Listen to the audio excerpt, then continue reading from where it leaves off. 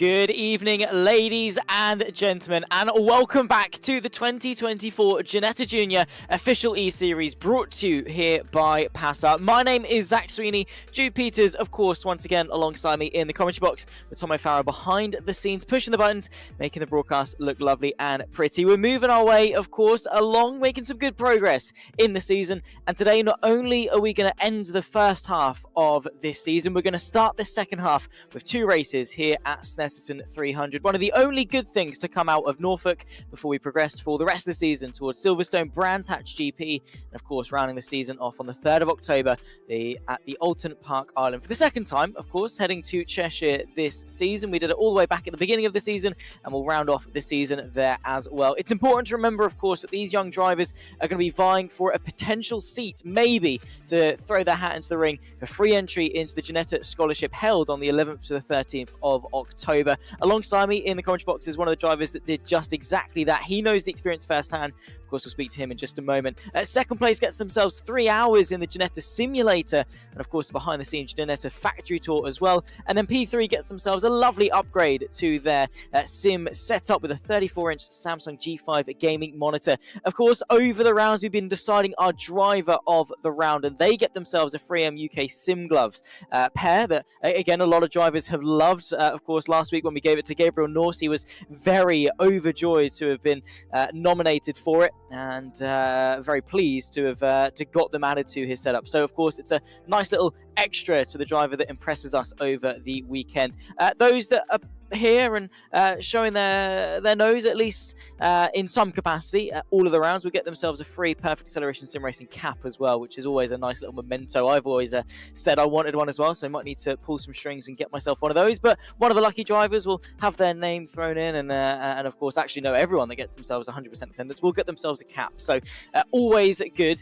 Of course, we're at the moment in the midst of qualifying around what is a fairly long circuit here at Snetterton, and heading into it, this is what the championship is looking like. After 3 rounds, it's Gabriel Norse who did the sweep last time out in Wales at Anglesey with P1 and P1 in race 1 and race 2. At the moment, he sits 18 points clear of both Logan McAllister and Will Clark, who's been one of the most consistent drivers this season in regards to his podium finishes, not finished outside the top 3, whereas McAllister struggling a little bit in terms of misfortune and a couple of mistakes that see him demoted, of course, down in second in the championship. It's Addison Smith from Nathan Snaith, the top 5 ahead of Riley Pogue, who of course got that monumental podium last time out at Anglesey, his first of the series, his best results he's ever posted, all came in consecutive fashion last time out at Anglesey as well, so he's looking for some more good results here at Snetterton. Anthony Roberts from Asian Nijar, from Harry Power, who won't be joining us this evening, ahead of Kyra Samuel, Lewis Morton-Evans from Samuel Chilton, Max Gargley and Callum Boot, who unfortunately has only boasted 9 points thus far in the one race that he took part in, which was race 1 at Donington, where he got himself a P12 finish. So still a lot to play for. Jude, finally we're going to get a chance to come and speak to you. You're off the back of quite a successful weekend at Donington. You know these cars firsthand. You know what these drivers are getting themselves in for, and what can we expect here at Snetterton? Snetterton is, one of those tracks that's long straights everywhere, so it's a big slipstream track. If you can get yourself that draft in quali, you'll probably do a much quicker time. Especially in the race, it's kind of potentially about working with each other to get out of the slipstream of the cars behind, and then you might be able to, pull a bit of a lead and then start to battle. But yeah, especially if you kind of lose that momentum onto these straights, plays into this massively, and yeah, it's all about making sure that you keep on the leaders or keep on that leading pack, so that you don't lose out on the slipstream, and then you end up losing a lot of time down the straights, and it's pretty much unrecoverable.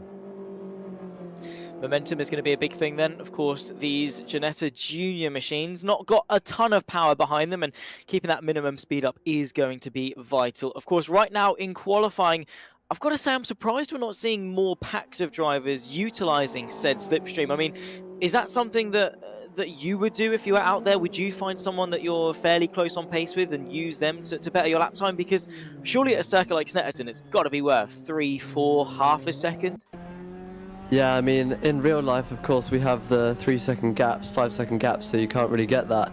But in the sim, I would definitely be, potentially even waiting, trying to find a slipstream, so you can improve your lap, because, well, you say 3 or 4 tenths, I mean, in real life, it could end up being 1.5 to 2 seconds. So I don't know how strong it is on the sim, but if it's anything like it is in real life, you could really shoot up the timesheets with it. I suppose it's because they're more underpowered cars, so the more slipstream you get, the less the engine has to work relative, and you get a bigger speed differential relative. I mean, even if you only gain 2 miles an hour, relative to the top speed of the car, that's actually quite a decent chunk. So I suppose there is that. Halfway through the qualifying session, it's Gabriel Norse, of course, off the back of 2 race wins at Anglesey and leading the championship. He currently sits 6.5 tenths clear of Logan McAllister. And I do just want to talk about Logan McAllister for a little bit, Jude, because obviously last week was a slightly rough one for a driver of his caliber. Of course, he was only able to sort of muster that 3rd and 4th place finish, which at face value isn't bad, but considering how he had to score those results, he's going to be a little bit disappointed, maybe a little bit frustrated it didn't quite go his way. How is he going to be approaching this round and maybe even have to reset off the back of Anglesey? Yeah, I think that reset is going to be quite important for him. I mean, I think it was the last race he made a mistake of his own that caused him to spin and lost him a lot of positions. In the first race, it wasn't really his fault necessarily. There was someone behind him, and I think he got nudged. But it is after that weekend, you want to just reset, come into it with a fresh mindset, and maybe even think about just trying to keep it consistent, keep it clean. And you'll end up picking up some positions, and if you can keep it clean and you're in the top 2 or 3, you can really start to look at that race win, because if just not making mistakes is the most important thing. And his mistake last time is what cost him a lot of positions, so I'm sure that he'll be coming into this with a slightly different mindset of consistency over perhaps absolute optimum pace. But again, when you're a champion or a championship contender, can you afford to have a cautious mindset? I mean, he's coming into this on the back foot relative to Gabriel Norse, who's again scored some fantastic results this season, and McAllister's got to close in that gap. Not only that, he's also under pressure from Will Clark. I mean, as we're rounding sort of now to the halfway point of the season, is now the time to start backing off and being cautious? Or is it a case of, well, this is what I've got to play with, I need to go and score some good points? Yeah, I mean, I think it's all relative, of course, but being in that championship position, of course, you do need to push it, but you also have to be in that position where you're not taking big risks, because if you take the big risks and he continues having weekends like last weekend, he won't have any chance to win it. So I think his goal needs to just be finishing ahead of Gabriel Norse, because 18 points isn't a lot, especially when we've still got half the season left, and it's an amount that he can definitely rack up. So I don't think it really matters if he's winning or not. As long as he's beating Gabriel, he'll be on a good course to potentially win the championship.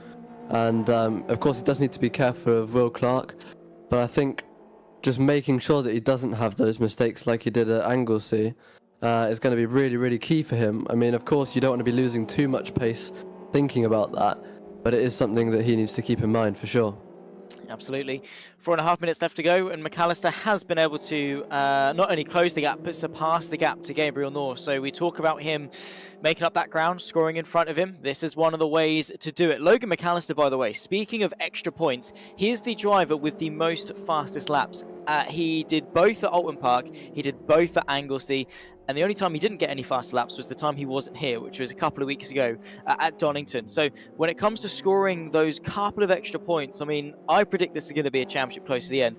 Those fastest lap points are going to be very, very crucial all the way to the end. Hello and welcome. If you are just joining us here on the Perfect Acceleration Sim Racing YouTube channel, make sure to give us a shout, who you're supporting, who you're cheering for, where you're watching from around the world, and what your thoughts, feelings, and maybe expectations are coming into what is hopefully a barnstorming 4th round of the championship. Make sure to like, subscribe, turn the bell on for notifications, and if you're liking the look of the 2024 Ginetta Junior official eSeries and you've got a driver that's eligible and born within the years of 2009 and 2011, definitely look into maybe getting yourself involved for the final half of the season, because maybe you can't compete for the championship, but you can definitely have some fun, gain some experience on the sim, and you never know, you might even be in contest for driver of the round if you come in and impress us. If you're maybe on the slightly older end or prefer maybe some front-wheel drive action, we have also got the PASR Super Touring series brought to you by Pro Simrig.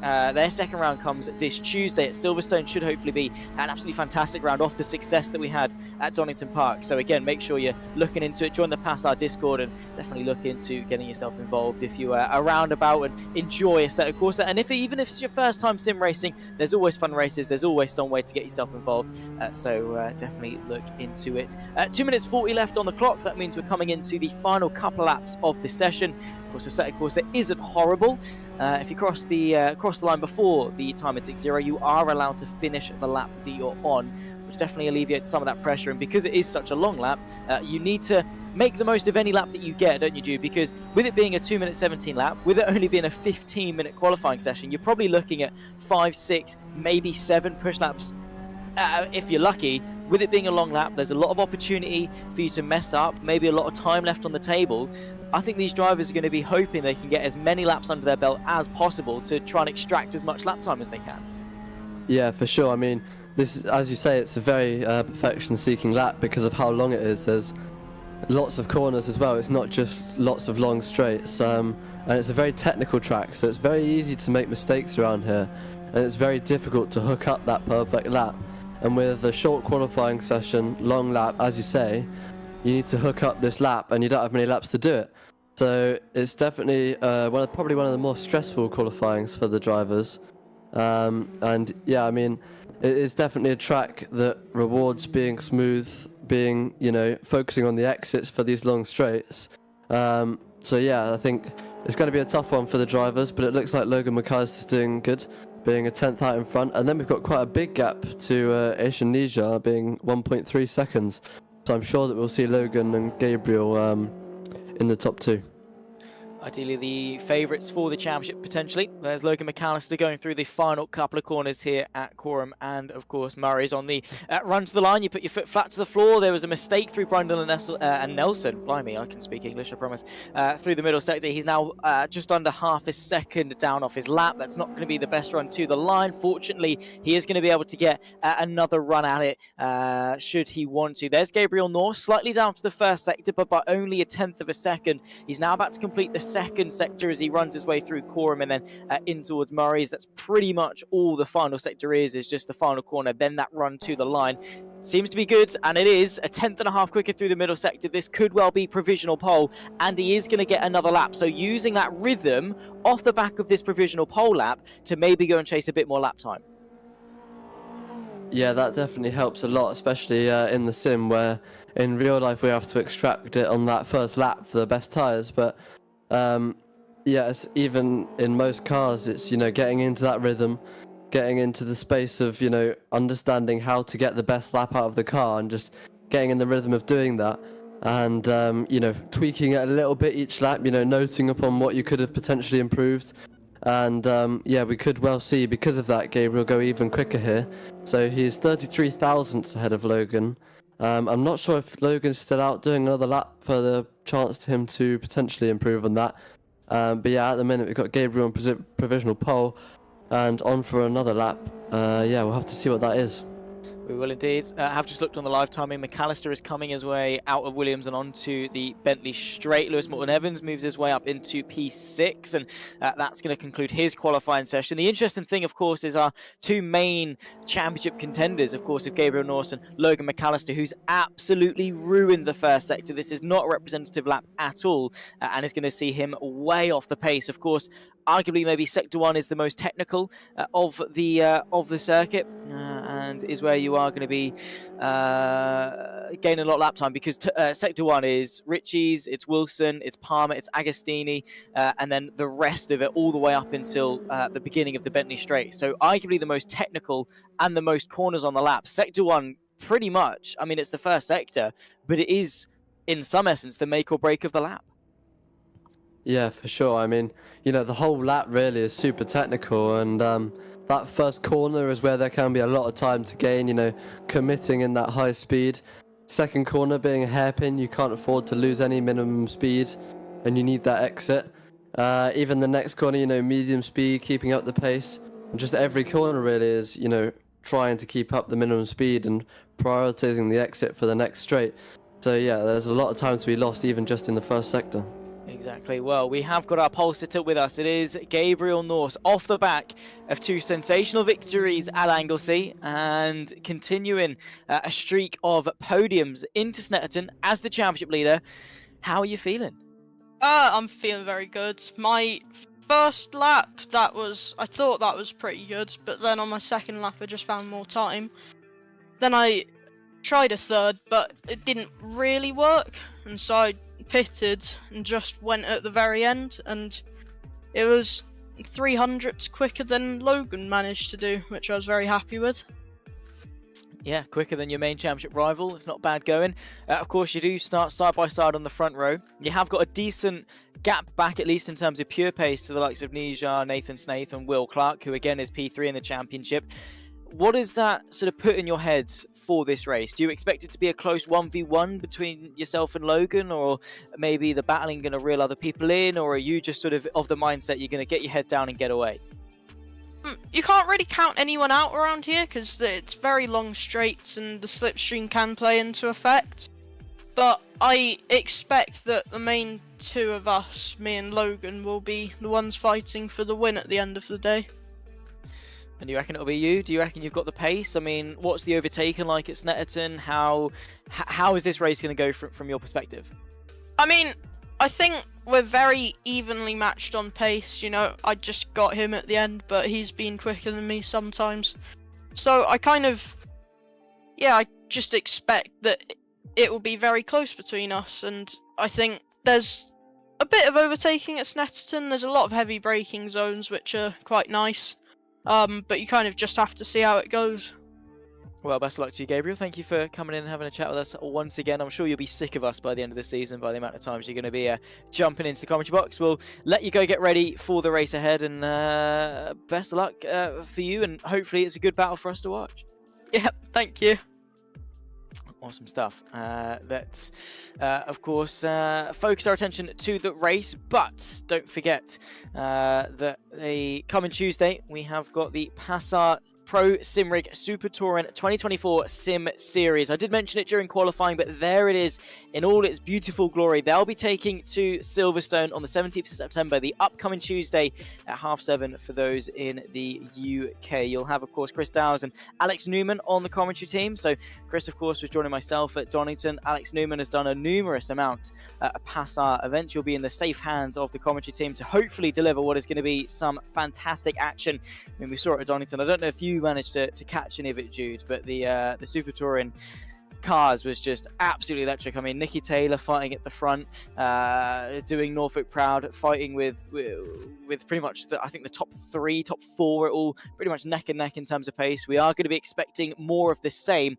Of course, Pro Sim Rig and their contributions and their support to the series mean there are some pretty serious dosh and pretty serious prizes to go and win as well. So not only are you maybe looking forward to watching it if you're looking along at home, but if you're looking at it and you've got the VRC touring pack and maybe you fancy some fun on a couple of Tuesday nights, open setup for those that like to twinkle with some of the setup options and you like getting into the nitty-gritty engineering side of things, it's definitely for you. So look into getting yourself involved if you like the look of the Super Touring Championship. And of course, you get the cars included in the entry fee. The price you pay at the start of the season is the only price you're going to have to pay for the entirety of it. Of course, we're moments away from getting ourselves into the grid. We've already spoken to our pole sitter, Jude, and I mean, he expects there to be a battle. Do you concur with that? Do you agree that we're going to have a close battle at the front? Yeah, for sure. I mean, looking at Alton, we had the same 2 drivers starting at the front, and we did see a great battle between them. You know, they are the quickest drivers on pace, it seems, by a decent margin. So I expect that we might see a bit of working together from them at the start, but apart from that, I think there's definitely going to be a good battle on our hands, and I think it's going to be almost impossible to predict who's going to win because, you know, they were so close. There's only 33 thousandths between them. So yeah, I think we're just going to have to see what happens, but I definitely think we're going to see a good race. Just been reminded, by the way, I didn't quite get it in when I was talking about the Superstore in 2024 Sim series. But if you go to perfectacceleration.co.uk/PSR all caps 24, you don't need to spell all caps. I just meant that PS and R are all in capital letters. Anyway, PSR 24, and that will take you to all the information that you need to get yourself involved. But anyway, let's focus on the stars of the future, of course, here today. We've touched on it a number of times already this season, Jude. I'm sure you're probably going to get bored of answering it, but what is it like as a driver to go through that scholarship program and then have the lucky chance maybe to win it and then get that seat in Ginetta maybe in 2025? What is that transition maybe from sim to real, from even doing the scholarship? What are the differences like, and what are the comparisons like, and how does a driver maybe cope with that? Yeah, I mean, for me, I went into the scholarship like so not expecting to win it. And on the first day, I felt really kind of quite nervous when I turned up. You know, it's quite an intimidating place. Lots of other people there, kind of lots of cars set up, lots of lorries set up. You don't really know anybody. And then kind of I went through that first day, and the first day you do a lot of driving, of course, your media and your fitness, and that's all a little bit nerve-wracking. The fitness is very intense. They say it's 6 minutes, and that you think, oh, that can't be too bad. But until you do it, you have no idea how bad it actually is. But yeah, then the second day, I had such little expectation to win it that I kind of just started to relax into it, and it was an amazing experience. And I think part of that probably helped me to win it, because I just was so relaxed, and it was just an absolutely incredible experience, and especially to win it, you know, an amazing feeling. And then being lucky enough, you know, to be able to go into my first ever season of racing out of a sim, you know, having done no karting or anything. So yeah, it's an incredible process, and I can't thank them enough.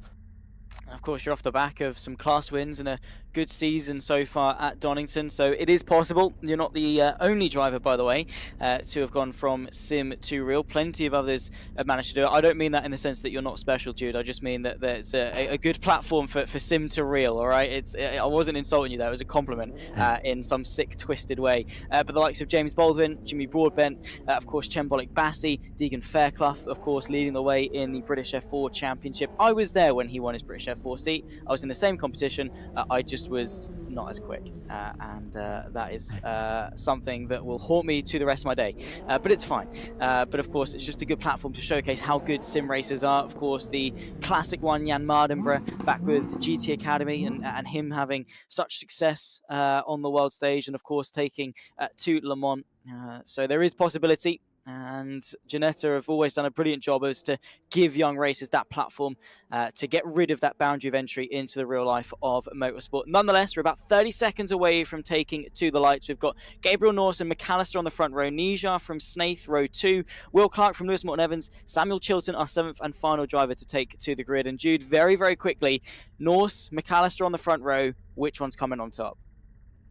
Ooh, I think if Logan gets the inside into turn 1, he could defend well, but maybe Gabriel if he can get around the outside. We'll have to find out, of course. P2 starting on the inside, they're neck and neck, so arguably maybe starting at second is more beneficial than starting on the pole position. 5 red lights for round number 4, race number 1 here at Snetterton. We get underway for the 2024 Ginetta Junior official eSeries. It's level pegging at the front, but Gabriel Norse could well be susceptible to Logan McAllister finding himself on the inside as they run their way towards Richie's corner. It's a long run from the grid. Of course, that purple car, McAllister on the inside, and the long way round goes Gabriel Norse. Beautifully done to sweep his way into the race lead. Now as we run our way towards Wilson, it's Will Clark trying to defend for 5th place, and side by side there between Lewis Morton Evans and Sam Chilton. Nathan Snaith tries to eye up a move on the 95 as well, and all this is doing is allowing Gabriel Norse to get away, but Nathan Snaith goes wide. Through goes Asian Nija, back to retake 3rd place. Yeah, that was great there from Gabriel, holding it around the outside through turn 1 is what I said he needed to do, as we see Nathan Snaith having a big slide and just about managing to hold on. But yeah, Gabriel Norse now, he's got a nice 6/10 gap. If he can continue this by the start of the straight, he might even be out of the tow range, because I think Logan's going to have to be defending on the cars behind potentially. And there we go, Gabriel's already getting that gap. He's pulled out another 2/10, almost already out of the slipstream range. And I think as soon as that happens, it's going to be very difficult for Logan to get back at him, and it could just be quite a nice easy sail to the line for Gabriel if he makes no mistakes. As we see now, we're coming towards that back straight, and he's going to have an 8/10 gap coming down the straight. But it does look like Logan's got a better exit. Oh, never mind. I think, yeah, Gabriel's going to hold this one down the straight for sure.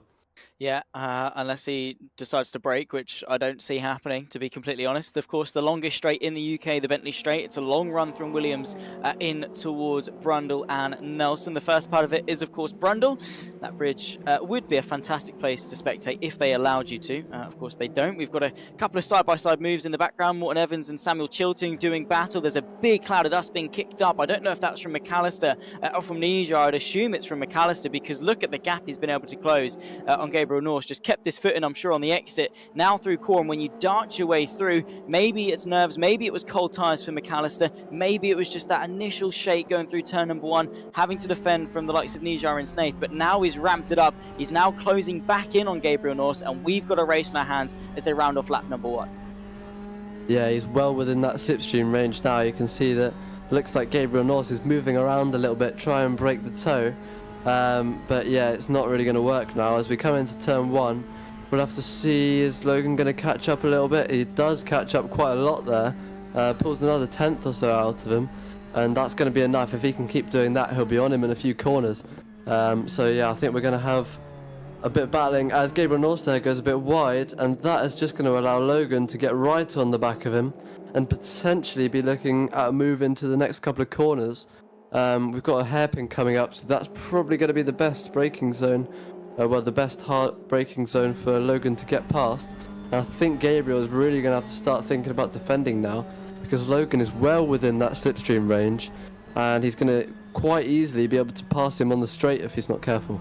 Yeah, I think so. Through Agostini, of course, this hairpin you were talking about, slightly better exit from Logan McAllister, using all of the track and some on the exit. Then into Hamilton, this very quick flick to the left. It's all about just keeping it on the track and then setting yourself up maybe for Oggy's. Partially defensive goes Gabriel Norse, gives McAllister the choice, inside or outside. But again, it's all about the exit. It's tight coming in and then widens on the exit here at Oggy's. Good opportunity maybe for a switchback, but the priority comes here at Williams, where you have to get your foot down, aim into apex, probably around about that tyre barrier, then it's foot to the floor and slipstream in abundance as they are nose to tail for the race lead. Our two championship protagonists, of course, Logan McAllister needs to gain 18 points if he wants to surpass Norse coming out of this round. Right now he's going for 5. He's to the outside of the chicane. Has he got the run? Has he got the bravery on the brakes? The answer to that is no. Not quite got the agility. Gabriel Norse stays ahead, but we know full well there's a battle brewing between the pair of them, and Logan McAllister is not letting Norse away easily. Absolutely. I mean, it seems like McAllister has the pace advantage at the minute, at least, or at least in that slipstream he's easily able to hold on. And I think pretty much every straight now Gabriel's going to have to think about, you know, jinking to the inside, keeping him off of him, or maybe even staying on the outside if he thinks it's more beneficial. As we come down this straight now, a 3/10 gap, 2/10 gap, that is absolutely going to close by the end of this. And there's going to be something, some moves having to happen here between these two drivers. They now go side by side. Logan McAllister on the outside. We saw Gabriel Norse make this work on lap 1. Could it work for McAllister? Doesn't look like it's going to. Ooh, I say that. And McAllister's gone very, very wide there. I'm not sure what happened there, but that's going to lose him quite a few positions. Another mistake from Logan McAllister in what is a pivotal week for his championship. He drops behind Nija, potentially Will Clark as well, who's he's neck and neck with in this championship battle. And as things stand, Will Clark will promote himself into second place in the championship. Flash the lights from McAllister there. Probably to say that was a bit naughty from Will Clark. Didn't really see anything too wrong with that, to be honest. We're 5.5 minutes through this race. McAllister dropped us 4th. Gabriel Norse is still leading the race. It is absolutely scintillating. Each and every single lap that ticks by is going to be another twist and another turn in the tail. 35 points for first place, by the way. It drops to 22 for P4. So what is currently an 18-point lead will now be extended to 31 after race number 1, and that is a gap that McAllister cannot afford to be having. He needs to make some more progress forward with the time that he's got left in this race. Yeah, absolutely. We were talking about this before the race. You know, we can't keep having the slight inconsistencies that he was perhaps having at Anglesey as we see him going for a move on Will Clark there, making it work. And now Nathan Snaith has the run. But, you know, I'd have to look at the replay. I don't know if there potentially was contact. Maybe that's why he was flashing his lights. but it didn't seem like it.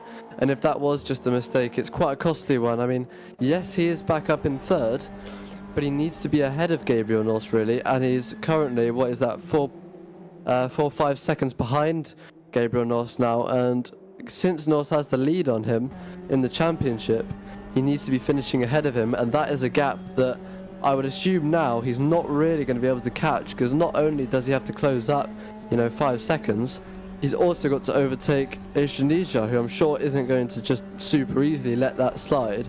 And there's 13 minutes left for him to do that. So, yeah, I mean, this is, again, not very ideal for Logan McAllister. And, again, a position that I'm sure he won't be very happy to be in. And feeling like this is a bit of a repeat of Anglesey. Potentially so. Unfortunately, maybe history repeating itself for Logan McAllister.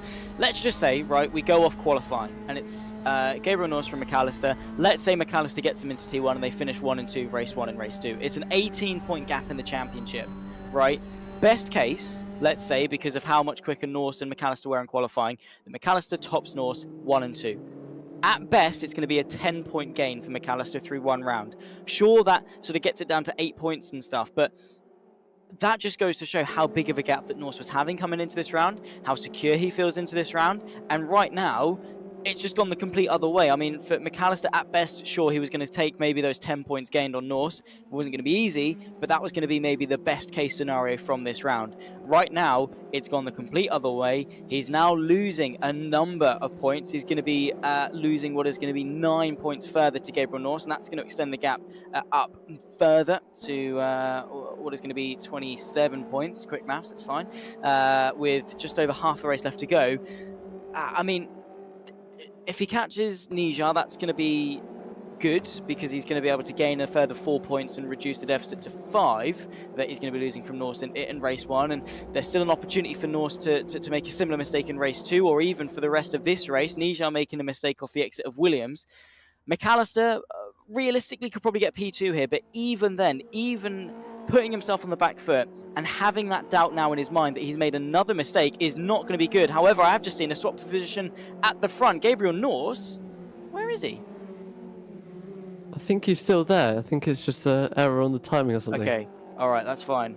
I've been duped by the timing tower. That's fine. It's reinstated it. I got really scared for a minute. I thought it just disappeared. That's fine. That would have been a saving grace for Logan McAllister, though.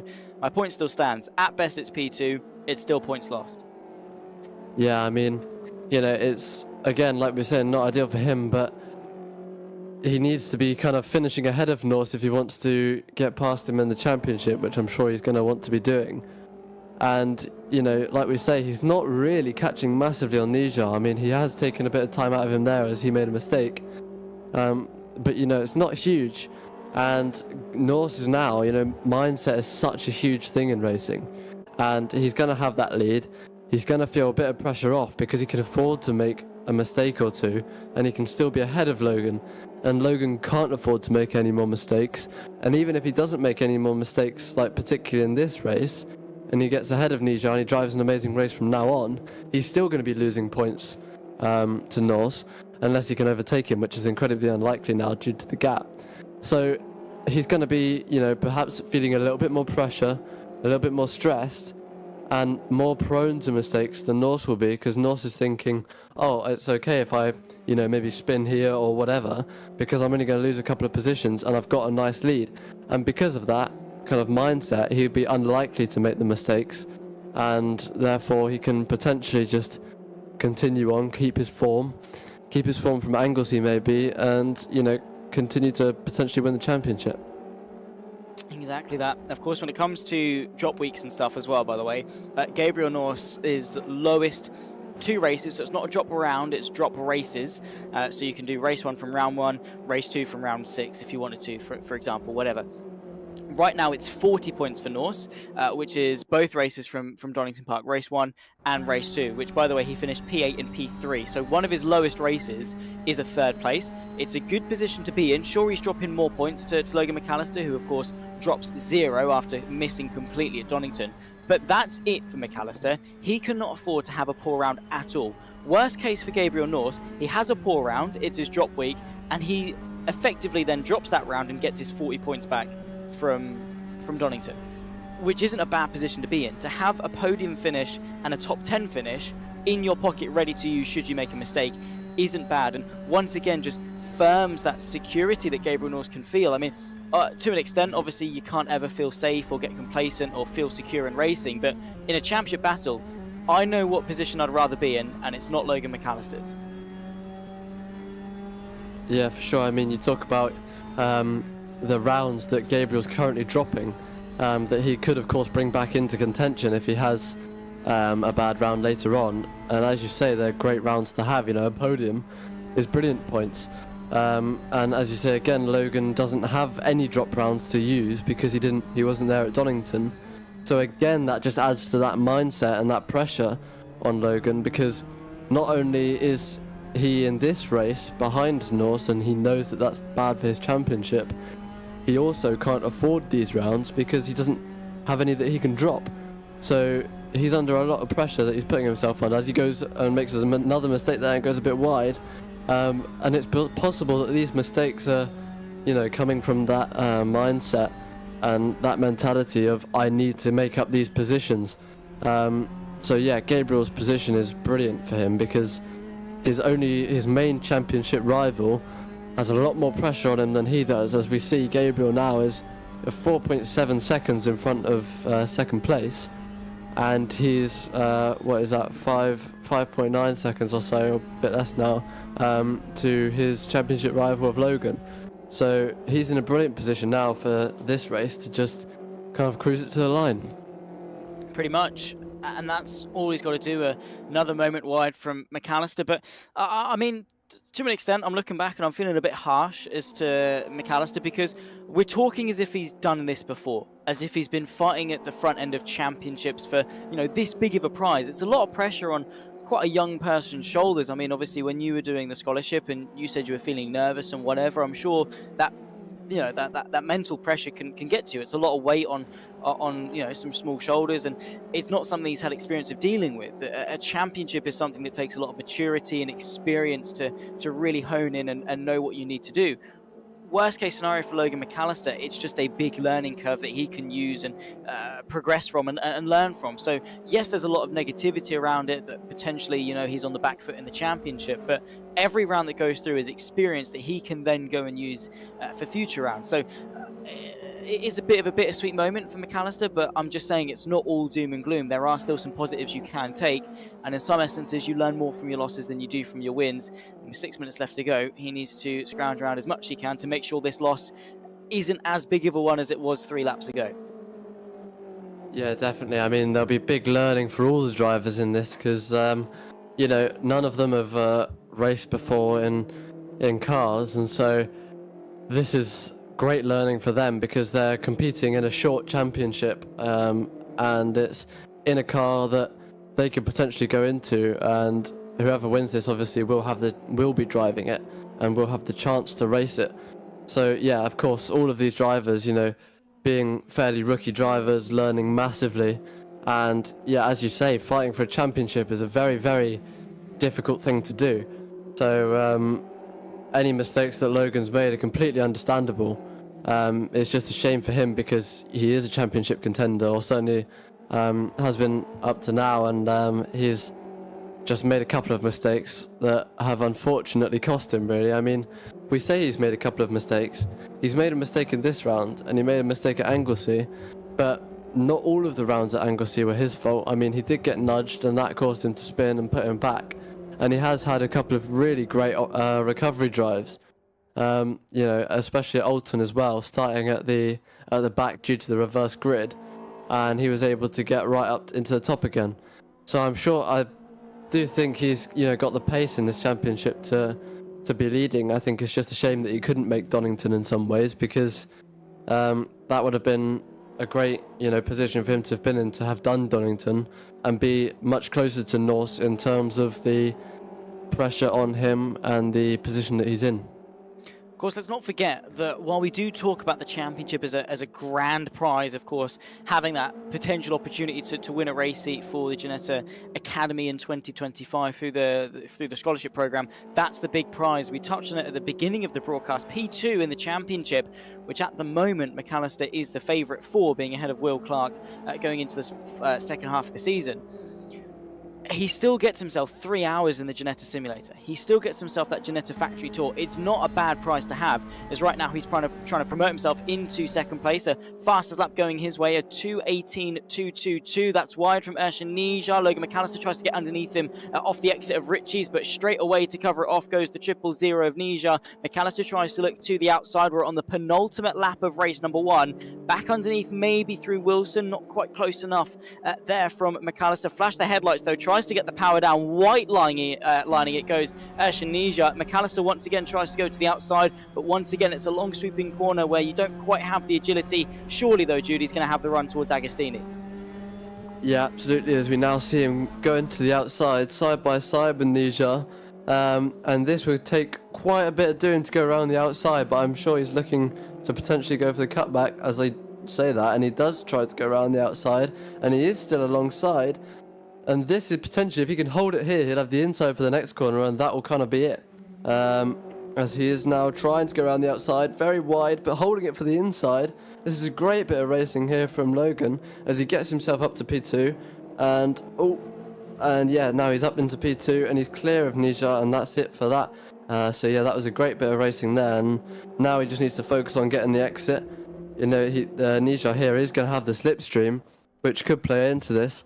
But with a little bit of clever driving here, I'm sure he'll be able to get his way out of this. He might need to defend here under the bridge, but no, it looks like Nija's going to work with him. But I'm not sure that's going to help them working with him, given that it's the penultimate lap, and Gabriel Norse now doing incredibly well to put an 8-second gap. Correct me if I'm wrong, but I think that's probably the largest that we've seen all season for Gabriel Norse. At the very least, one of. Bottom line is, it's a very big gap to have in a very short time of racing. 20 minutes, I mean, it's a sprint, right? There's no two ways about it. Sure, it's longer than maybe a 10-minute sprint. It's double, to bang on double, but it is still fundamentally a sprint race. You wouldn't be anywhere near classifying a 20-minute race as an endurance or whatever, so to do it in, what they've completed now is 8 laps. It'll be 9 by the time they finish the race. To do nearly an 8.5-second gap, nearly 9-second gap in that time frame is incredibly impressive. Of course, we've seen some pretty good lap times come in. Quickest lap of the race is a 2:17.7 from Gabriel Norse, and I don't know, Jude, how does that rack up versus what you'd be doing this season in the Ginetta Academy? Is it fairly close from what you'd expect? Yeah, I mean, it's a very, very close championship, You don't tend to get those massive gaps ever, really. It tends to be, sometimes you'll get a top few pulling away a bit, but you never really have one person going across the line, unless something's happened behind or whatever. But yeah, because of that slipstream, you don't tend to get someone pulling a big gap. It very rarely happens. And typically you get like a few packs throughout the order, and they kind of stick together, and it's close racing the whole time. So yeah, this is quite unusual of this type of racing. So yeah, Gabriel Norse here has done incredibly well for this, and it's brilliant for his championship. This will be his 3rd win in a row now, as we see Samuel Chilton there getting a bit of a slide on. But yeah, this will be his 3rd win in a row, having 2 wins at Anglesey. So yeah, potentially continuing on that form from Anglesey and extending massively his championship lead. Exactly that. Of course, by right now it's going to be 5 points to McAllister. We could still see Nija make his way back through the gap, only 3/4 of a second. A battle that's been raging on for the best part of the entire race is this one. Lewis Morton-Evans versus Sam Chilton. Of course, we have just been told that Morton-Evans has been given a 10-second stop go for whatever infringement that was. I don't know if he's already served it or it's put him back into this battle with Chilton, but either way, they're doing battle on this final lap and giving us a bit of a show to round off race number 1.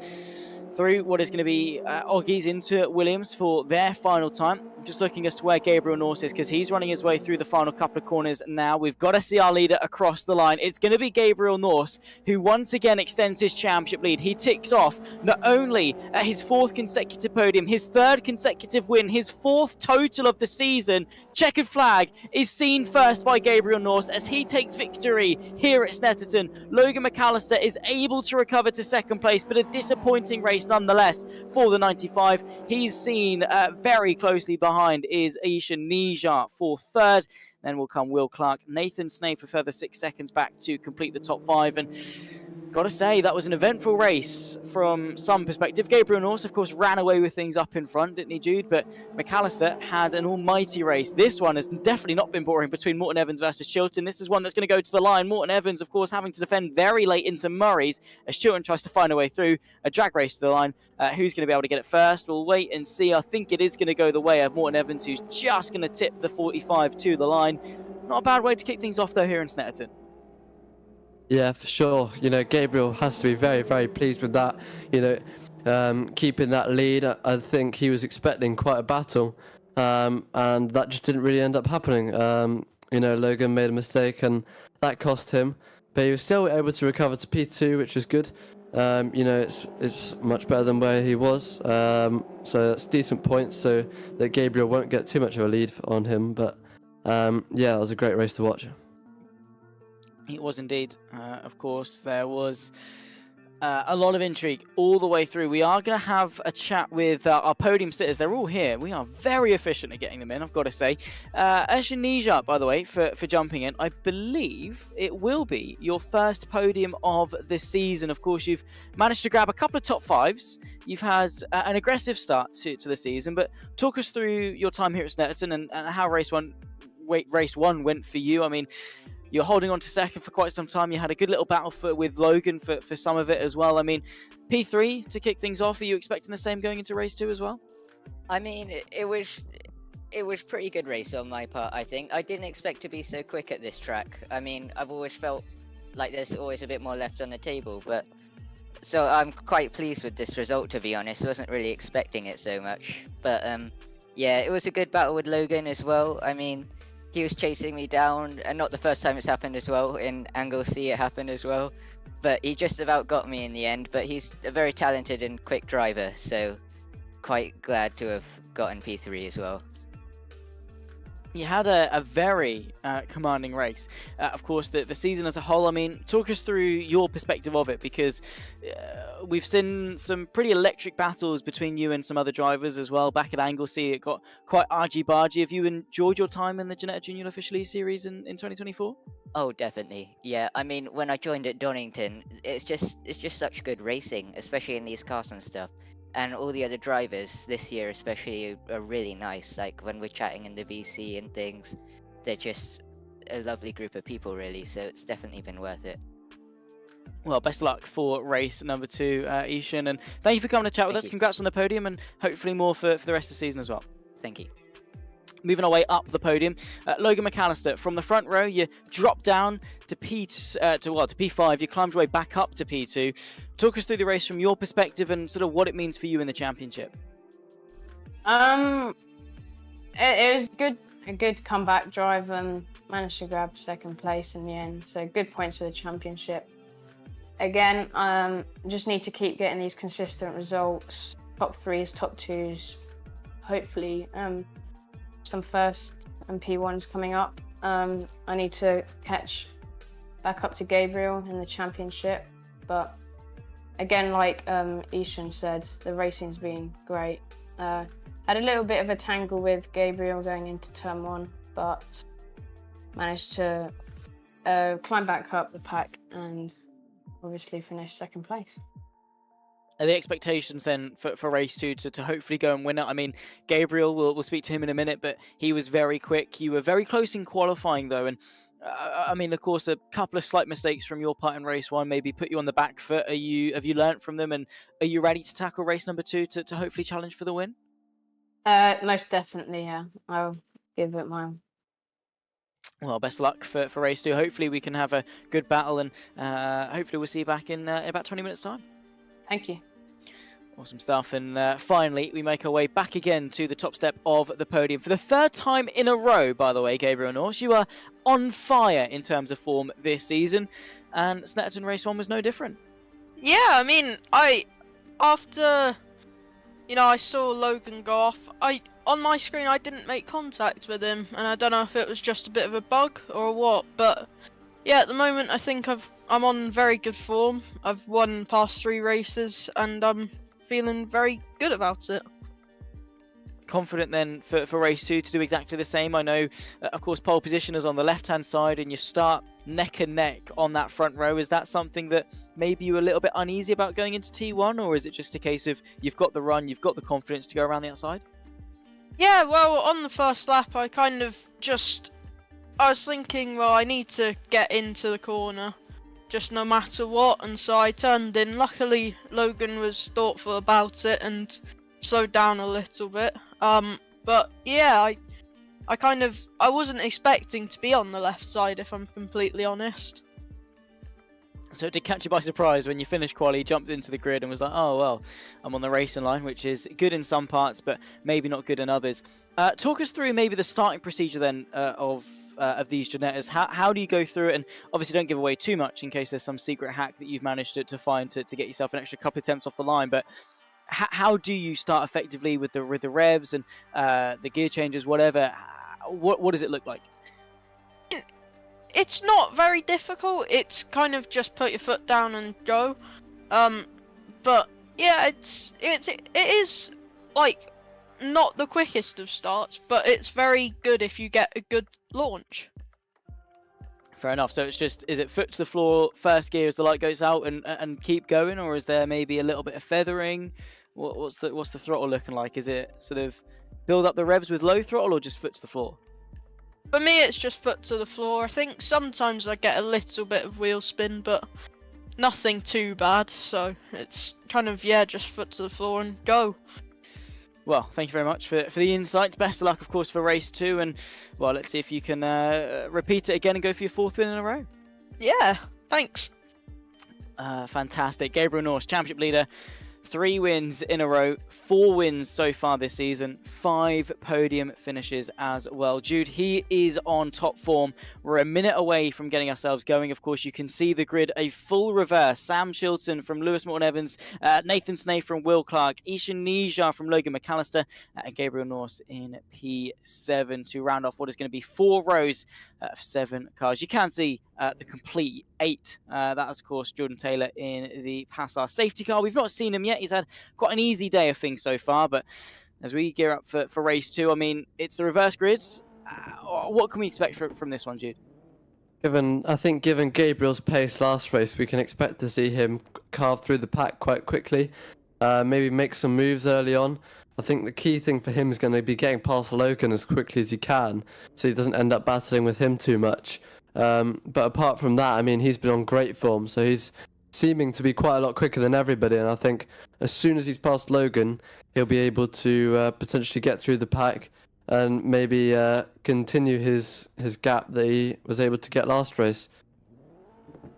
I definitely agree. Well, we've got 5 red lights that will illuminate. They'll go out, and 20 more minutes of racing to round off. We start the second half of 2024 of the Ginetta Junior official eSeries. It's Chilton from Morton Evans on pole as we lights out and get underway once again here at Snetterton. It's a good launch from the front 3 rows, of course. McAllister versus Norse, that's the one to keep an eye out for. Isha Nija fighting with Will Clark. In fact, actually, no, he's fighting with Logan McAllister, who's very punchy off the initial get-go. Nija tries to go to the outside, but a small twitch mid-corner invites Gabriel Norse to maybe thread the needle through the middle. The 2 championship rivals make contact as they're side-by-side for the lead, side-by-side for 2nd place or 3rd place, and they're side-by-side as well, just in behind for 5th. Gabriel Norse is able to carve his way through, not only up ahead of McAllister, but up again against Nathan Snaith into 4th. Flash the headlights, couple of people not too happy about it. Into Palmer's for the first time. Morton Evans versus Samuel Chilton are contesting for the lead, but Gabriel Norse making swift work of fighting his way through the field. Yeah, that was a brilliant start for him, just what he needed to get around get around Logan, and he's already up into P2. He's definitely seeming to be quicker than Lewis Morton Evans, so I'm sure that he'll be able to get past him, and as soon as he does that, there's going to be quite a lot of battling behind him. with Logan looking to come through the pack, he might end up, fighting with the people, slowing them down a bit, and then Gabriel will be able to pull a gap. As that's Gabriel now going for P1, and he's up the inside of Lewis Morton Evans. He might be able to hold it into this next corner, I think he's going to tuck back in behind, and potentially go for the slipstream down the back straight and get past under the bridge, which is not super ideal for him actually, as Logan is now into P3 and potentially going to be, looking to follow him through and hold on to him so that he can't build too much of a gap. As it does look like Gabriel North is going to get in onto the inside under the bridge, which means he does have the outside for the next corner, but he is able to hold it through, and that is ideal for him because Logan McAllister has not followed him through, and that's him going very wide there, trying to potentially gain an advantage off the track. But yeah, that's now Logan's looking for the move on Lewis Morton Evans, but that is definitely going to slow him down as Gabriel North already has a 1.2 second gap. So that's brilliant for him because they're not going to have the slipstream down the straight, and now he can get into that same mindset as last time. And on the first lap, he's gone from last to first with a gap. Last to first and with a gap. Absolutely sensational stuff from Gabriel Norse as they're ding-dong in the background. Ishan Nijar versus Lewis Morton Evans. That's for 4th place. But Logan McAllister, he's carved his way through in a second, making similar progress to Gabriel Norse, but crucially now with a gap that he's got to close, and not a small one at that. But still, with 17 minutes left to go in this race, plenty of opportunity for intrigue to open its door. Nathan Snaith forced maybe to go defensive as Ishan Nijar tries to find a way through. It's Lewis Morton Evans as well that has to defend as Snaith tries to pick his way through. The number 8 is forced wide. The 000 finds his way on the inside. Morton Evans is forced wide and has to sort of negotiate a slight little bit of a wiggle through the Wilson hairpin. McAllister overtaken by Will Clark. Of course, these two fighting for P2 in the championship as things stand. Will Clark goes through, and this is assisting Gabriel Norse in his advance to get away. Yeah, for sure. He's already built this up to a 3.2 second gap now, and at the start of the lap, I think it was 1.7. So yeah, that's brilliant for him. Logan and as that's Will Clark there spinning and going back to right towards the back of the pack into, I think that is now P last. Yeah, it is. So yeah, Logan. That's good for Logan, I suppose. But I'm not really sure what happened there. Just been told, I think it was McAllister and Clark making contact. I think there was a slight bit of a ding-dong between the pair of them. Of course, Will Clark has had the worst end of. Yeah, absolutely. So now Logan, though, into P2, not fighting anybody. If he can really get his head down, he might even be able to catch Gabriel, because it is a 4.7 second gap. But there are also 15 minutes left to go. But I mean, given Gabriel's form last race, that's definitely not going to be easy for him. But if he can get into that rhythm, maybe Gabriel makes a mistake or whatever, he definitely might be able to catch that gap back and potentially, finish ahead of him and start to close down that championship, the championship deficit. I mean, he has just taken a little bit of time out of him. But yeah, I mean, this is going to be very interesting to see what Logan can do here. Will be indeed. Will Clark making swift work of climbing his way back through the field. Samuel Chilton is the first victim as he once again goes wide through Murray's way too late on the brakes. I presume a front lockup as well. The challenge of Coram into Murray's is a very difficult one. I know there's quite a significant almost sort of drop as you go in real life. I don't know how well emulated that is on the sim, but while you're turning and then immediately almost have to straighten the car up and brake for Murray's, it's a difficult corner to get right, both I'm sure in the real world and in the sim.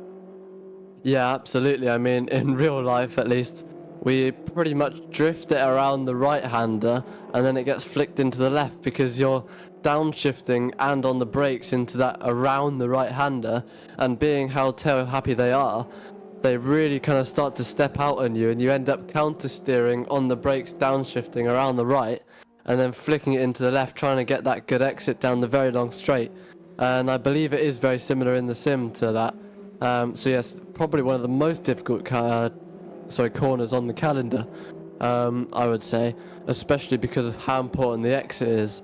But just checking back in on that gap now, it does seem like Logan is catching. He's taken 5 tenths out since we last spoke about him to Gabriel, and I'm sure that Gabriel will be seeing that, potentially getting a little bit worried, but he doesn't really need to. I mean, he's still in a very good position in the championship, and he's got a good gap with 13 minutes left, and it doesn't really matter too much if Logan catches him, I don't think, which he is. But yeah, Logan will be very happy to see that, and it looks like he's kind of gotten into that rhythm now, and potentially, looking like he might catch Gabriel, and then we could see a very nice battle on our hands again. I hope so, for the sake of the battle of this race, because to have the two championship rivals be 33 thousandths of a second apart in qualifying and not see them ever go side by side properly in the race would be an absolute tragedy for McAllister and Norse. I mean, for Gabriel Norse, he's done exactly what he needs to, which is seize the opportunity and get as far ahead as possible as soon as possible. So much so that right now he's able to drive to a sustainable pace, right? He's not overly pushing, he's not taking too many risks, whereas McAllister he has to push hard, he has to find something to go and close that gap. I mean, sustainable looks different for different people. For Norse, he might still be pushing, he might back off a little bit. I know different drivers, me personally, I sort of can't tell myself to back off because it's a change, and therefore is something different and something to focus on. Is a change of position in the background as Nathan Snaith versus Ishan Nija fight for the podium. Of course, Nathan Snaith has impressed before. He got that win at race 2 at Donington a couple of weeks ago. Once again wants to find his way back onto the podium for the first time since that round, but Nija is going to say no to that and promote himself into 3rd place. Of course, let's see if Nathan Snaith has got much of a response, because Nija getting his maiden podium a race ago. Nathan Snaith has not had it for 4 races, so for 3 races. This is the 4th, if you want to be pedantic. And at the moment, he's not going to really want to allow that 000 to get too far away before he fights back, and that's exactly what he's going to do into Agostini with just over half the race left to go. Yeah, for sure. I mean, this looks like it's going to be a close battle. It seems like they're quite similar on pace. So I think this is going to be chopping and changing now for the rest of this race. But again, coming back to these championship leaders, it's now down to 3.5 seconds. And if my maths is right, that should be enough to, for Logan to catch Gabriel and put Gabriel in a pressured position. And and again, like I say, have a good battle. And we've been seeing, Logan just set the fastest lap of the race again, as he has seemed to be for the rest of this season, setting fairly consistent fastest laps apart from the last race. So he's definitely a very quick driver. It just seems like he needs to get into that rhythm, into that flow state, and then he's able to, start setting those fast laps and catch up with anybody ahead of him or pull away from people behind him. And that seems like is what is exactly happening now, as it goes down to 3.1 seconds. And this is absolutely what Logan needs to be catching up to Gabriel and potentially getting past him and closing down that championship lead that Gabriel has, as it seems like now this battle behind between Ishan Nija and Nathan Snaith is starting to fizzle out a little bit, and Nija seems to be pulling a bit of a gap. Yeah, a little bit. The gap now is going to be around about 9 tenths. In fact, it's going to be pretty much bang on 9 tenths as they cross the line. I mean, Snaith probably going to be getting a little bit, as Nija has some issues there. He's been reset back to the pit lane for some bizarre reason. That last time by, we'll have to get confirmation as to what's happened there, but that's pretty much him out of contention for this race. Nathan Snaith then goes through for 3rd. 10 minutes left to go in this race. Still got half of race 2 left to run.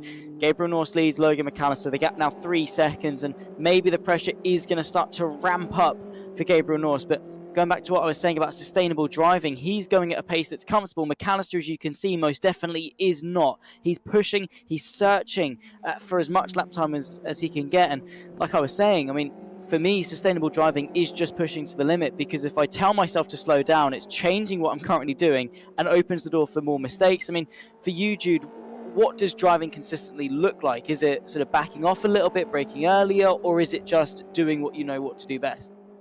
I think it's really important to, in practice and that kind of thing, find the right references for consistency. So, for example, on the Friday practice before, I might start to really look at references for quali, as we see there, Logan McAllister really pushing and going off at pretty much every corner, and I'm sure that is not what the PASR regulations say of the grey bit being the track. But yeah, as I was saying, in the Friday practice, it's quite important for quali to obviously not do track limits because you won't then get a time. And so I find it's really important to make sure that you've got the references nailed, so that your edges of the track are indeed the edges of the track, you know, using all the curb possible, and just so that you can be on the limit every corner, but knowing that every corner you're not going to go off. So there's definitely a limit, you know, in these cars it needs to be, you know, dancing over the limit of the tyres on pretty much every corner to be fast. So it's important, especially in these cars, to really have those references nailed in your head, as it seems that Logan is pushing those references a little bit and using a little bit more track each and every lap, but it does seem to be working for him. He's bringing that gap down, but it seems to be at a slightly steadier rate than it was earlier. So I'm not sure now about whether Logan's going to catch him by the end. Well, we'll have to find out. 8 minutes left to go, and if being a commentator for the last 3 years has taught me anything, it's that anything can and anything probably will happen when it comes to motorsport. And don't forget, of course, this is just that pivot point in the championship. We ended the first half, we began the second half of the 2024 Ginetta Junior official E-Series. We've still got 3 rounds to come after this. In a week's time, we'll be taking ourselves to Silverstone, then to Brands Hatch, and then to round off the season at Alton Park. Will Clark is making some pretty quick headway through the field, of course, after having an off earlier on. He's working his way back forwards. Now it's side by side with Lewis Morton Evans into Palmer's. This is not really a move you see. He's going around the outside, but he's going to tuck back in, get a late apex, get the drive, and maybe get that move towards Agostini. Lewis Morton Evans, though, being incredibly aggressive, forcing the 48 to as far to the inside as he can get away with. Look at that very rugged impact on the racing line. That's going to give the grip going the way of the number 8 machine, who saws his way the long way around, but the tighter line is going to work for Will Clark, who's going to be the one to put their foot to the floor first. With 7 minutes left to go, Morton Evans is able to hang on to 4th place. Will Clark has to succeed at that position and at the moment stay in 5th. Yeah, that was a brilliant piece of defending there for Morton Evans, holding it around the outside at Agostini hairpin, and you know, now holding the position on Will Clark. So this is probably not where Will Clark will want to be, you know, having been double third in the first round, double second in the other round, in the next round, and then second and third after that. So this is probably a little bit further back than he's used to, as we now see them going side by side as they come under the bridge again, with Will Clark being on the outside, ahead by the bridge, and now Morton Evans is forced to tuck in behind as he clips Will Clark, and Will Clark goes spinning under the bridge and takes back out Morton Evans, and that will be, Will Clark will be very unhappy with that, as it seemed like Morton Evans just tried to tuck back in behind him, misjudged it, and took out his rear. Not at all a move made with malice, not a move at all made with intent, but more just one that an innocent mistake has unfortunately had disastrous consequences between the pair of them. Of course, Morton Evans still keeps that position from Will Clark. There's 5 minutes and 45 seconds left to go. Tells me there's going to be 2 laps at the line for Gabriel Norse, who's at the moment that gap chipping down to now 2 seconds. Morton Evans allowing Will Clark through. Nice show of sportsmanship between the two rivals as Clark goes into 4th place, but McAllister, that gap now under 2 seconds. I mean, Norse maybe has a little bit more pace in the bank, but right now McAllister setting a 17.5 as his best lap. That last time by was a 17.7, 0.6 quicker than Gabriel Norse. That gap is coming down, but time is not on his side. No, definitely not. But it does. I do think that this is, you know, Logan does seem to be quicker than Norse. I mean, you did say he might be holding it back a little bit, but I feel like if you were managing the gap, you would hold the gap as opposed to let it drop quite like this. You know, because he's now in that distance where he's going to start to get in Norse's mirrors, get in his head, put him under some pressure, and Norse is going to have to, you know, get around that and not let that affect him and make any mistakes, because any mistakes now from Norse and McAllister will be right on the back of him. So McAllister now, as soon as he gets under that 1 second mark, he'll tow up to him very, very quickly. So I'm sure that Norse is going to want to keep it above that and maybe now start really pushing, because this is the stage in the race where he really needs to, because, you know, we're looking at maybe 2-3 more laps, and if McAllister can get in the tow, that'll kind of be not it for Norse, but it'll be it for the gap that he has. As we see again, McAllister going very wide, trying to push and keep up with Norse. So it does seem like Norse's pace is very good, you know, with being consistent and keeping it on the track. You know, McAllister is pushing incredibly hard to keep up with him, it seems. but it kind of is working for him because I don't think he's getting any track limits penalties, and he is catching Gabriel Norse, because at the start of this race it was about 5 seconds, and now it's 1.2, and he is catching that, and I think if he can keep this up it will be enough to catch him, because he will get into that toe, and he's setting consistently faster laps, with that lap being 1.2 seconds quicker. So the advantage very much seems to be certainly in pace towards Logan at the minute. Definitely does. Penultimate lap of the race. Gabriel Norse probably going to be feeling the pressure. Logan McAllister knows that he needs this for the championship to, of course, put this round as null and void in terms of no net changes in the championship. Of course, Norse was able to gain 5 points on McAllister in race 1. If McAllister is able to gain 5 points back on Norse, it puts them pretty much as they were after Anglesey, with 3 rounds left to go, and that would be an 18-point deficit in favour of Gabriel Norse. Into Agostini for the penultimate time, and you can just see how rubbered in it is. I presume that's from the excessive amount of lockups that we've had all race long in terms of drivers pushing the limit. But that gap now 1 second. You said he needs to get under a second. Now is probably the best time to do it, as we've got the Bentley Straight coming up very shortly. Yeah, for sure. I mean, he is now under a second, and if he can just get a good exit out onto the Bentley Straight, he'll be right in that slipstream, and he'll gain a lot down the straight. You know, it's already 6/10, as it seems like Norse potentially made a mistake, and we'll see now if we look at the gap, who's got the better exit. It does seem to be Norse, and I don't think Logan is going to be able to capitalise on this now. But if for the next straight at least, it does look like he does have the pace advantage, of course. So if he can just set up that good exit and get that good exit once, he'll be right on the back of Norse. And yeah, then we'll be looking at moves, and Norse will have to start to defend. And then we'll be looking at having a good battle. And yeah, I mean, it'll start to put the pressure on for Norse. And then it'll be impossible to predict who will win, you know. McAllister was within 6/10, and now it's 1.1. So I think now is not the time that he's going to be able to make any moves. But if he can keep it clean through turn 1, as I say that, and Gabriel Norse seems to have gone wide, and now he's got a better exit and already within half a second of Norse. So now this is the best position McAllister's been in all round. And looking at this potential victory here, as again he went 8/10 quicker than Norse that last lap. And he's now within striking distance on Norse, and he's going to be very much looking to start making moves and start putting him, putting some pressure on him.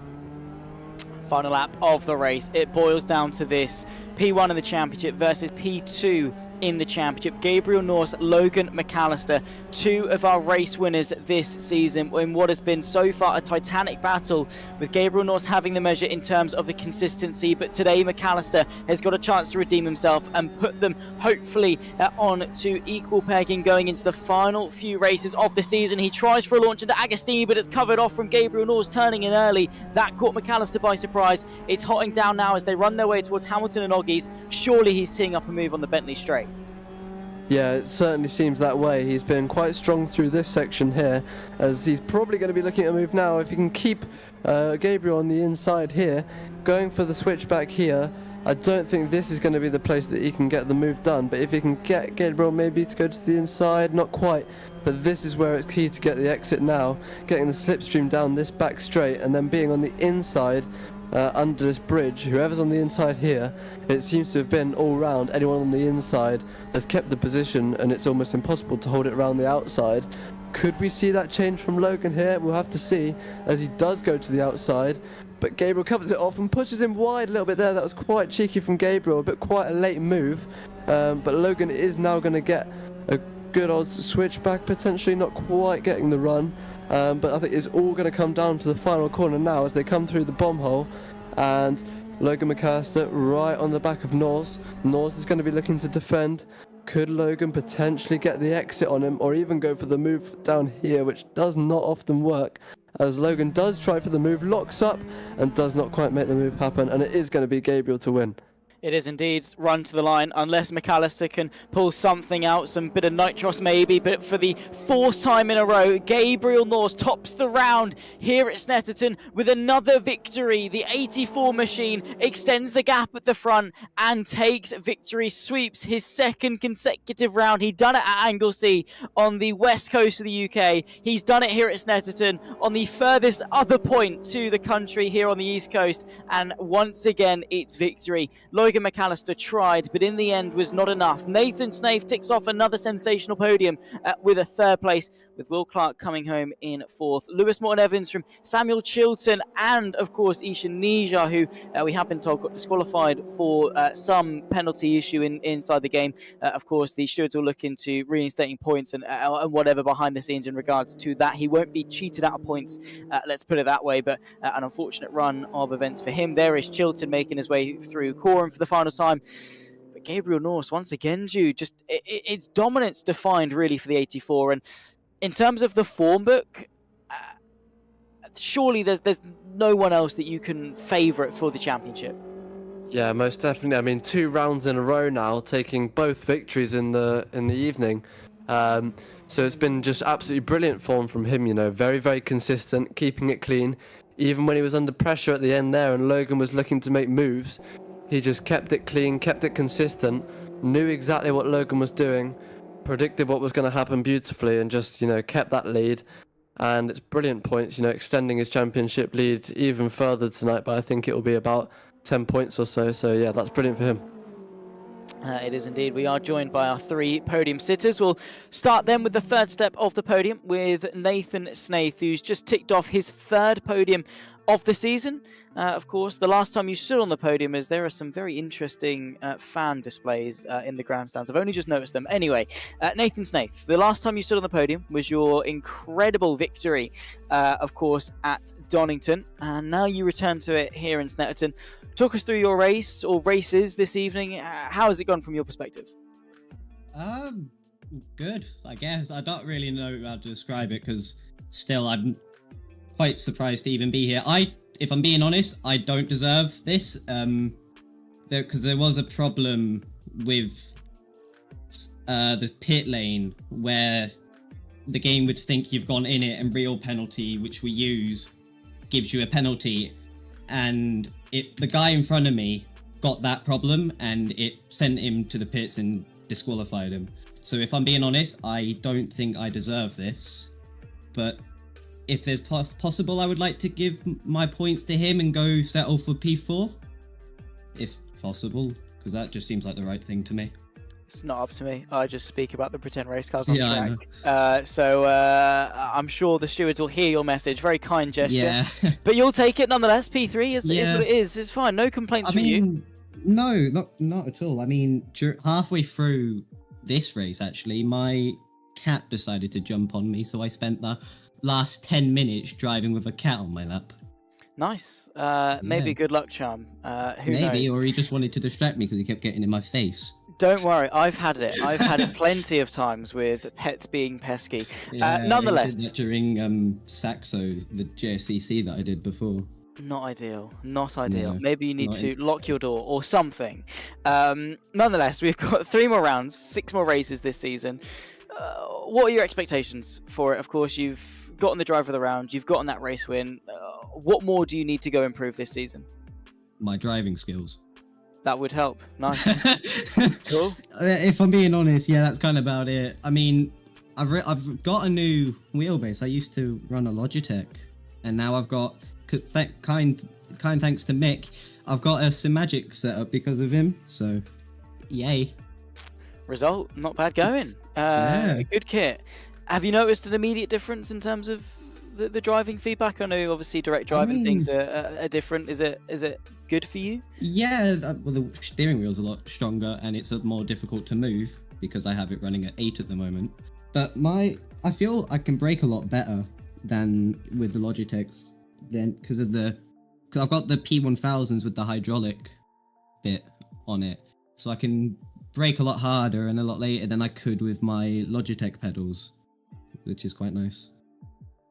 Awesome stuff. I know, obviously, load cell, direct drive, everything makes a difference, Yeah. and probably a lot of fun to be going around. I can just confirm, by the way, I can put your mind at ease in regards to Ishan Nija. You both get P3 effectively. You share the points. You both Oh, get okay. the 26 points or whatever it works out to be for P3. So you don't lose your All right, P3. cool. You just you have someone else on the step with you. So I'm Ah. sure you don't have to give up Yeah. points, which is fine for you. I would have been just bonus fine for with a him. P4, honestly, because No, he's P3. faster than. They can still change I their know. minds. They can still change their minds. I know. But I mean, he was in front of me, so. But I ain't complaining. No complaints from Nathan Snay. Thank you for joining us, by the way, and hopefully we'll see you back for another podium in next week, or at the very least for before the end of the season. I'll try my best. Well, you better do. Now you got the good kit. You got absolutely no excuse there, Nathan Snay. Thank you for joining us. Of course, we'll move our way up the podium now to Logan McAllister, who it was close this round. I mean, that initial first lap put you on the back foot, but from then on, talk us through your race, because it was a good climb back through the field, and then, of course, to close in on Gabriel. A good drive for me. I mean, I was setting really fast and consistent lap times. It was just unfortunate with the lap 1 chaos. Gabriel managed to send it into the hairpin and managed to not die. But yeah, I managed to climb my way back up the field to second place and then reel in Gabriel. Had a little battle. Was unfortunate with a little bit of contact on the last lap going into the long fast left-hander after the straight. But again, we always show respect in this series. But yeah, overall, a really good round. 2 second places and 1 fastest lap. Just again, a bit unfortunate with the contact as well in Heat 1 with Gabriel. It is a shame. Also, I want to apologise to I've completely forgot his name, but the white car who I hit off, I'm deeply sorry. That's Will Clark. He's in here with us. We'll have a chat with him in a minute. It's nice sportsmanship to be shown. I didn't quite catch the incident itself, but nice to know that obviously you've taken that accountability for it. I mean, in terms of the championship, it's going to be a difficult second half of the season for you. We've got 6 races left. What are the hopes? What are the aspirations? Is it still to fight for the championship and close in on Gabriel? Yes, most definitely. I really want to come away with this championship win, but it's never going to be easy with competition like Gabriel. I mean, me and him have always been close in these races. I was unfortunate with the last round. But yeah, definitely going to be challenging for all wins, and we'll see what the rest of the season brings.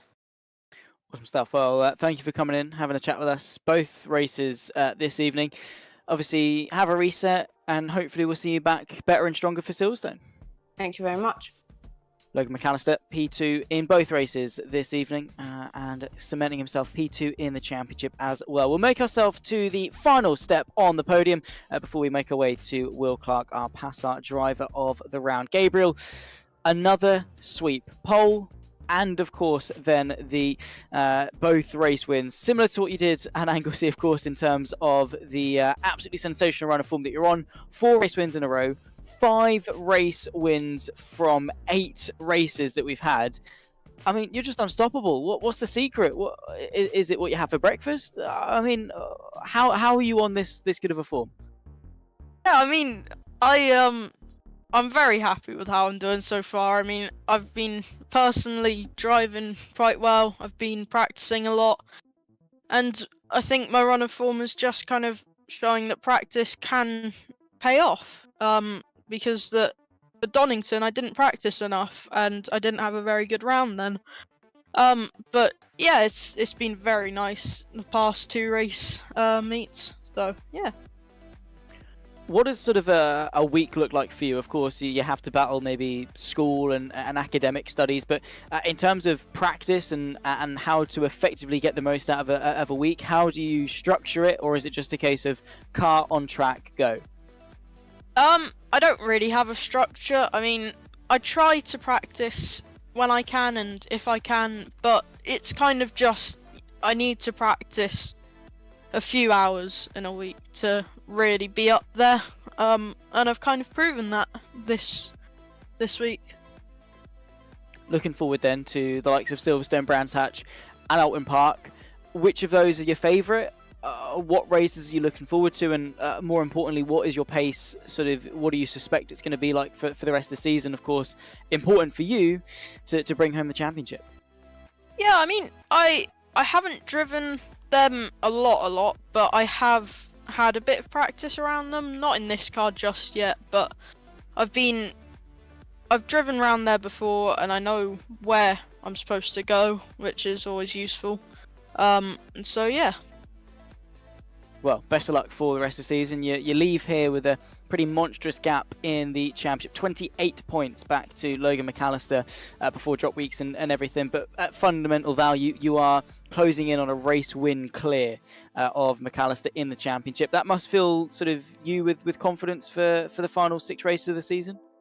Yeah, I mean, if I get another race win, then I'll be clear of Logan, which will be very nice. But I kind of just still need to take it as it comes. You can't get too hard on yourself and get too far ahead of yourself. Very mature mindset, it must be said, at such a young age, Gabriel. Well, best of luck for the rest of the season. Hopefully we'll see you back.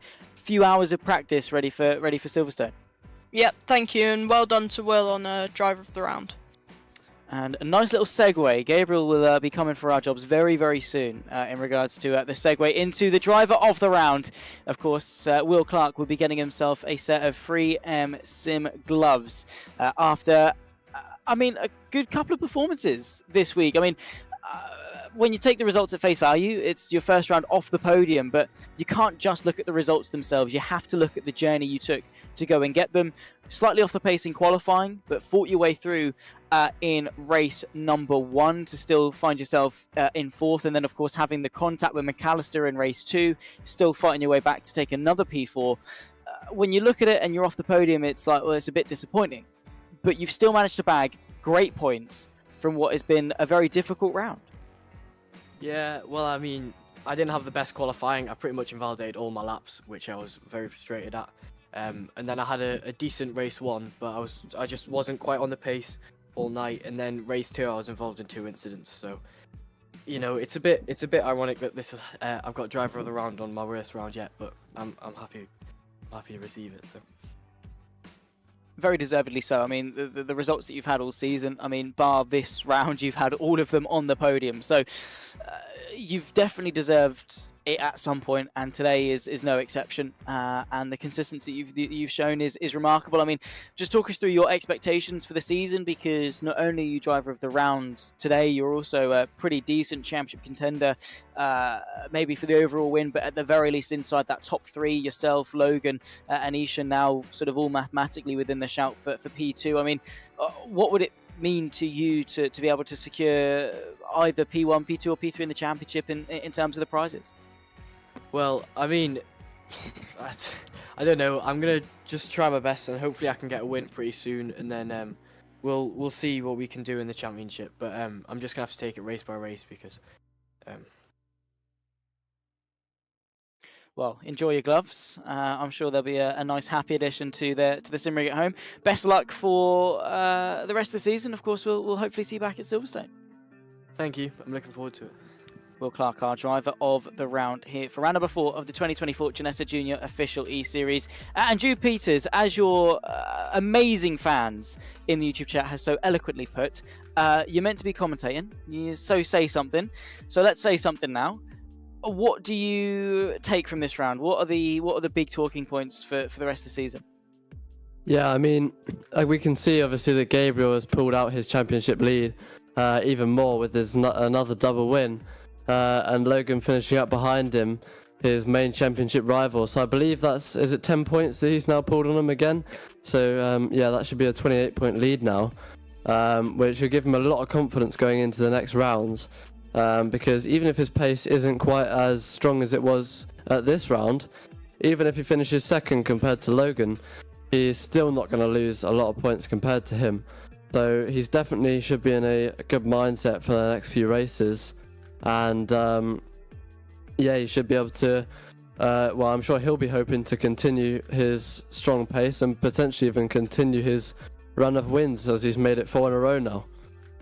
Yeah, all to be revealed, of course, in a week's time when we go to Silverstone. There you can see we've ticked off 4 of our 7 rounds, 8 of our 14 races. We started it off at Alton Park. Donington Park was round 2. Anglesey a week ago, and what a round it was over in Wales. We go from West Coast to East Coast to here in Snetterton. In a week's time, we'll take to Silverstone on the national layout, which should hopefully add some intrigue in terms of the slipstream battles before we go to Brands Hatch GP and round off the season. Of course, 10 days or less than 10 days, 9 days before our championship winner should be taking to the Ginetta Junior scholarship to potentially vie for a race seat in 2025. Of course, don't forget that we're not just running the Ginetta Junior official eSeries here at PASR. We are also running the Pro Sim Rig Super Touring 2024 Sim Series. It's almost as if Tom O'Farrell had that graphic queued up, ready for me to talk about it. This Tuesday on the 17th of September at 7:30 in the UK. Either watch along or get yourself involved on track. It's a mighty championship, open setup, of course, with some pretty decent prizes to be won. Supplied, of course, thanks to Pro Sim Rig and their very high quality products that, of course, us at PASR use. And of course, would definitely recommend to anyone around the world looking to upgrade their sim rig. But don't miss it. On Tuesday, it'll be Chris Dawes and Alex Newman in the commentary box, and a heap load of action over what will be 2 races with real life drivers, real life champions, race winners, and of course some of the top in Assetto Corsa sim racing as well. But in terms of the Ginetta Junior official eSeries, my name has been Zach Sweeney. I've had Jude Peters alongside me in the commentary box. Tom O'Farrell has been pushing the buttons behind the scenes, making the broadcast look lovely and pretty. Our series organizer, the man behind it all, of course, Mick Sutton, for making everything at PASR possible. And then, of course, Jordan Taylor, who we don't see much of. He is there. We do kind of have to appreciate him. He's had a little bit of a slow day today. We haven't needed him.